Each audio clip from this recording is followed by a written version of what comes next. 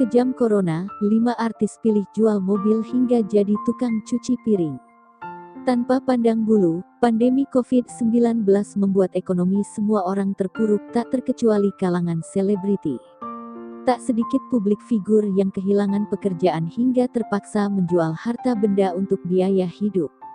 Termasuk 5 selebriti berikut yang terpaksa harus menjual mobil hingga menguras tabungan untuk biaya hidup sehari-hari.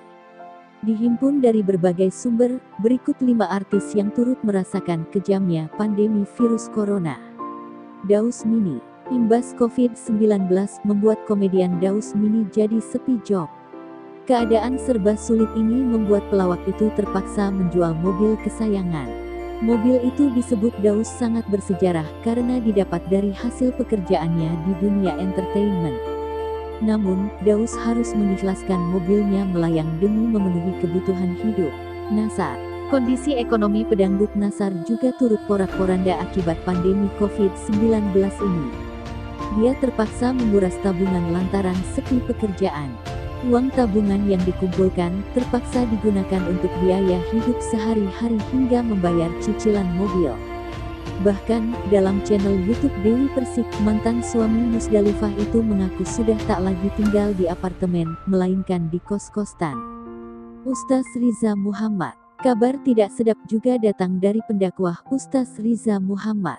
Baru-baru ini, Ustaz berlesung pipit itu dikabarkan bangkrut hingga tak sanggup membayar listrik. Namun, suami dari Indri Giana itu membantah kalau dia mengalami kebangkrutan.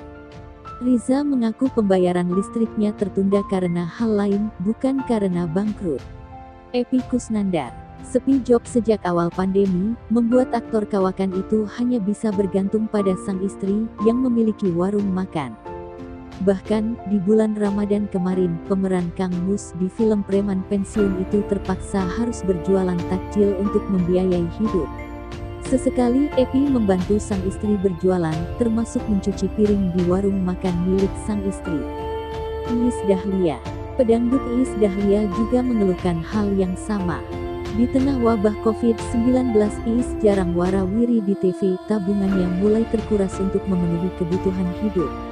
Belum lagi, Iis Dahlia tinggal di rumah mewah berharga miliaran rupiah. Ibu 2 anak itu mengaku makin pusing memikirkan cicilan rumah, senilai ratusan juta setiap bulannya.